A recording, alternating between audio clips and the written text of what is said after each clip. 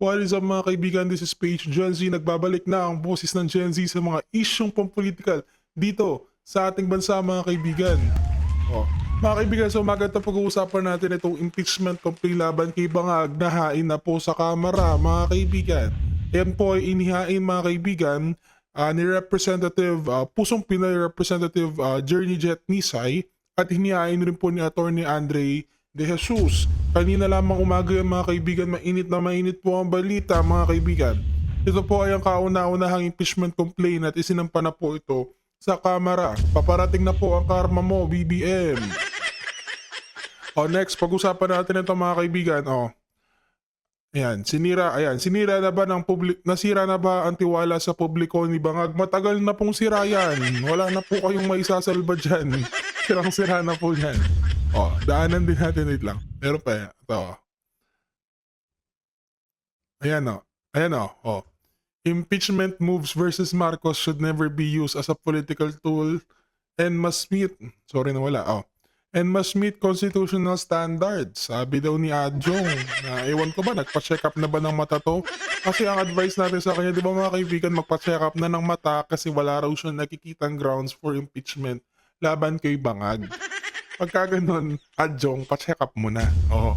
Sabi ni Gonson, impeachment ni VP, pwedeng madaliin. Sabi niya ganyan, strike 1 pa lang kayo, Supreme Court, magnanakaw.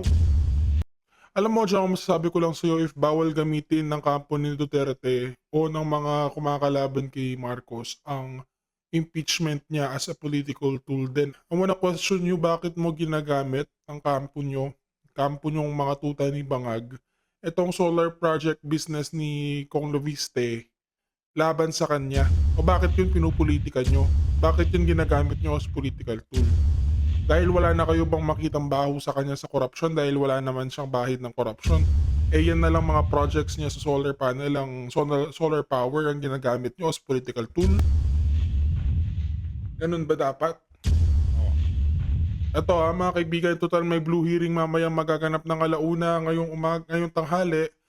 Pag-usapan natin itong hirit ni Attorney Vic Rodriguez regarding po dito sa mga sa wala pa rin na sabpina o wala pa rin po silang sabpina ang mga personalidad o nanadawit noong pong kasagsagan na naisiwalat ang ghost projects ng DPWH last August. Sabi dito ayan, Blue Ribbon, aparato ng korupsyon? Opo. Sagutin natin yung tanong ni Atty. Vic. Opo. Agosto 2025, nagbigay ng privilege speech si Senator Ping Lacson. Nagturo kay Midori Oriental First District Congressman Arnan Panaligan na nakatanggap ng 10 bilyon halaga ng flood control funds para sa bayan ng Nawan. Sa Lacson na rin ang nagbunyag na dapat na depektibo o ghost ang mga flood control projects na ipinapatupad ng tanggapan ni Panaligan sa ilalim ng kanyang Agila program.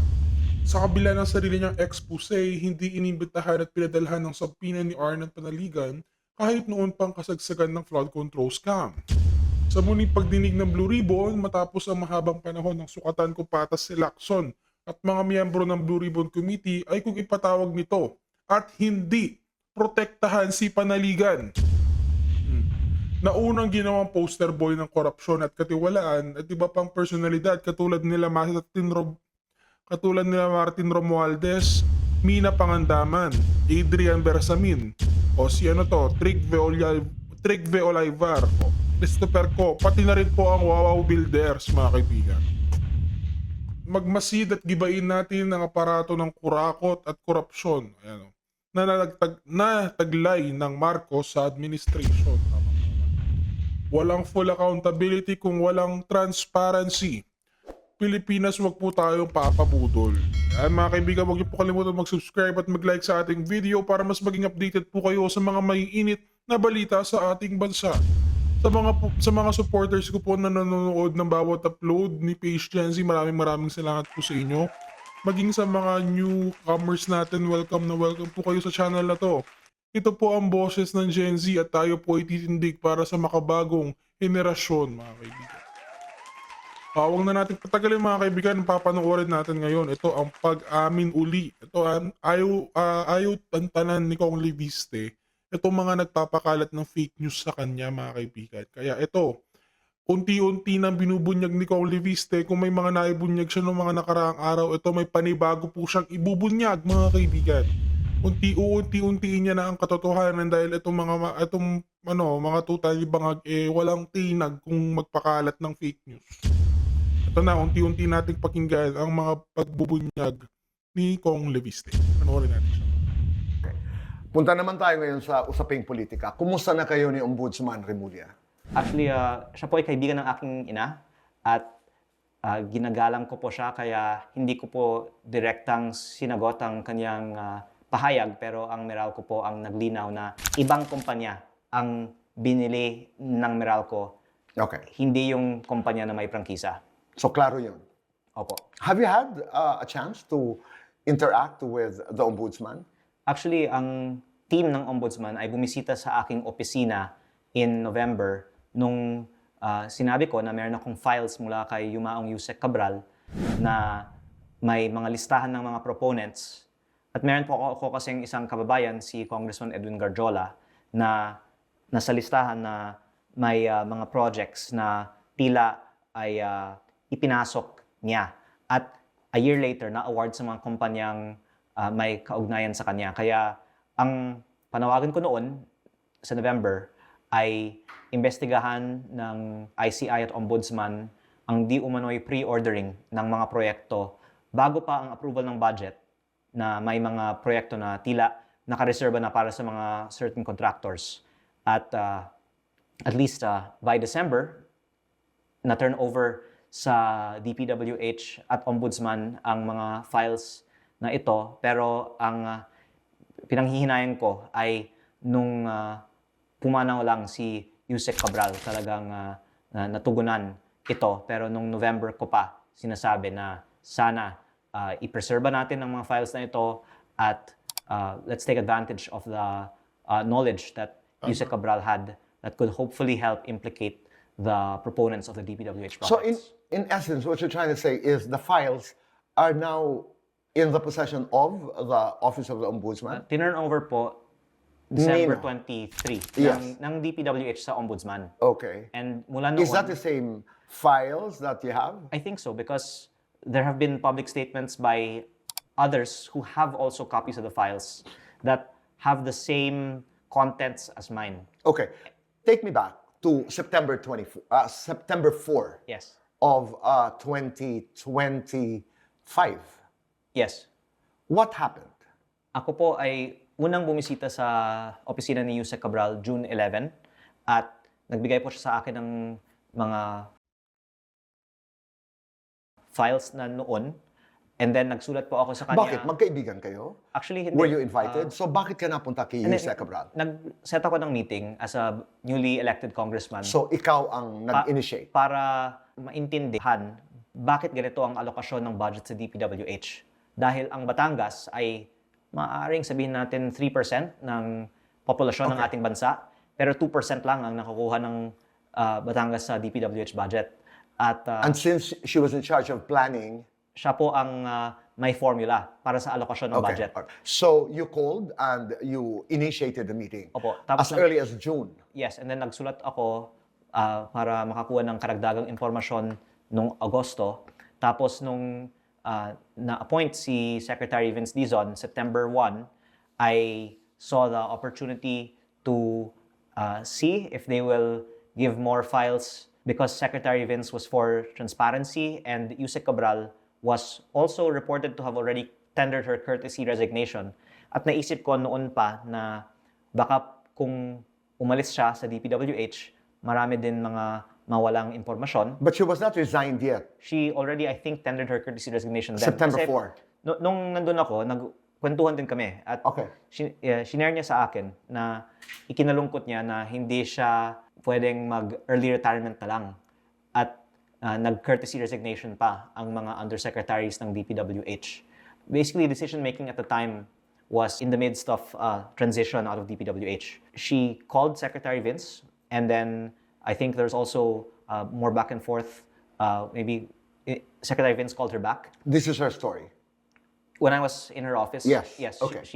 So Vince she called her called back. Secretary Vince on the phone, and then nagbigay ng authorization si Secretary Vince na i-share sa akin anuman ang impormasyon na meron siya.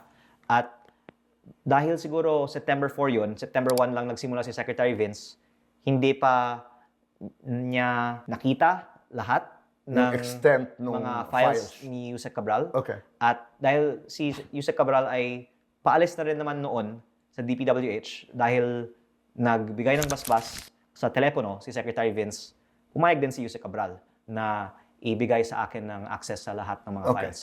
That was 3.5 months before she passed away.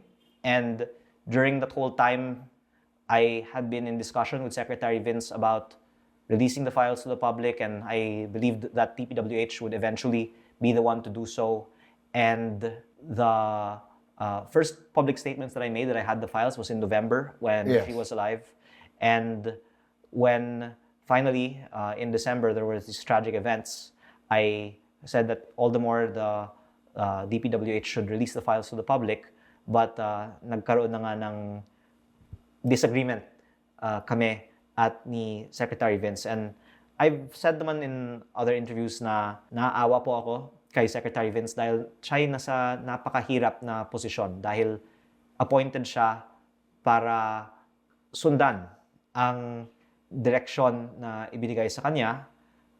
Naniniwala po ako na personal na gusto niyang isa publiko lahat ng mga files ni Yusek Cabral sa lalong madaling panahon. But, Pero lahat po ng mga tao na nakapangalan sa files ay maaaring sabihin na ayaw ilabas ang files dahil kung okay silang ilabas ang mga files, pwede naman nilang kusang i-post sa Facebook ang mga project insertions nila. Pero ang perception kasi ng publiko ngayon ay kung meron kang project proposal ay meron di umano'y anomalya. Kaya siguro may hesitation ang mga congressmen, senators at iba pang mga government officials na isa publiko ang listahan ng mga proyekto na propose ng bawat isa. Lian, in your estimation, how damning are the files? The fight of corruption pinpoint what project proponent has proposed. And in practice, in the cases that I've seen, that also means that they can choose the contractor in those district engineering offices where there are no truly competitive biddings in the DPWH, and those contractors oftentimes are linked to the proponents. And if you can probe into that link, then perhaps the government would also be able to uncover financial transaction between the proponent and the contractor. I get it. But Will it not is silence- also possible that you are listed, that you're part of that file, pero hindi na fund, halimbawa, Noise. ang isang proyekto. Ang When you're talking about insertions. ang karamihan po ng mga proyekto ay na-fund. Ang Karamihan, pero hindi lahat. Vast majority po. okay. Kasi yung file na ito po is the National Expenditure Program. ANEP na ito. Ang Okay. GAA naman, actually may mga nadagdagan mga proyekto pa at may kokonting mga nabawasan o napapalitan. Pero sabihin po natin halos lahat ng mga proyekto sa file ay lumalabas din sa GAA. At halos lahat ng GAA ay napopondohan, although may mga for later release or for procurement pa. Pero ang ibig sabihin po, yung hindi malinaw, kung ikaw ay nagpapondo ng isang proyekto, kung nangomission ka sa proyekto. Pero the fact na, But can you prove that? well, the Anti-Money Laundering Council is the one that is now tracing the bank transactions between alleged proponents and contractors in maybe 1% of the DPWH projects in the country. Dahil ang focus ng flood control investigation ay ghost project. Ang ghost project, ayon sa listahan na ibinigay sa akin ng ICI, ay mga 30 billion pesos. Ang DPWH budget ng nakaraang 3.5 taon ay mahigit 3 trillion pesos. Kaya 1% pa lang ang iniimbestigahan in the case of ghost projects. At ang AMLAC ay nag-trace nga kung nagkaroon ng transfer of money between the contractor and the Okay. proponent. Pero kung tayo ay magiging consistent, wala tayong pipilian na iimbestigahan, then the fact na ayaw ilabas ang listahan ng mga proponents and contractors ay siguro isang cause of suspicion sa publiko na may itiyatago nga ang ibang mga member ng My only Kongreso. comment about the ghost projects being a starting point, I think makes sense. Dahil napakadali. Oo, nakalista ka, may budget ka, released ang budget, walang proyekto. What I feel bad about lang, sir, is that if people will go to jail for 1% of the projects and much else of the 99% also has wrongdoing, then they say selective justice is no justice at all. And I think actually that the biggest problem of the DPWH is not flood control, it's bid rigging. At sinabi po ni dating Yusek Bernardo, almost 100% of the bids in DPWH are rigged. Kaya kung sasabihin natin na ito din yung ayaw ko po kasi, if I can be frank, sa mga ongoing investigasyon. Sinasabi natin, itong mga tao ay nasa listahan ng mga dapat managot at wala pang kaso, sira na ang kanilang imahe sa media, pero napakaraming mga iba naman ay hindi iniimbestigahan. I feel for those who are being Investigated. singled out na lalo na dahil may mga nakikita kong mga mas malaki pang mga budgets at di umano'y katiwalian sa DPWH na hindi iniimbestigahan, na the logic in me is to call out that we are not doing a consistent and non-selective But you investigation. have been doing it, right? And that's why I'm just explaining that I feel compelled to say this because if I don't, then parang din ako nagiging complicit sa injustice na To the nakikita ko. crime. Opo. Yeah. Oo. Pero yung bakit ayaw ilabas, bakit yung iba na imbestigahan, yung iba hindi, may mga kinatatakutang pangalan? May mga iniiwasang pangalan? Ang sinabi na nga po ni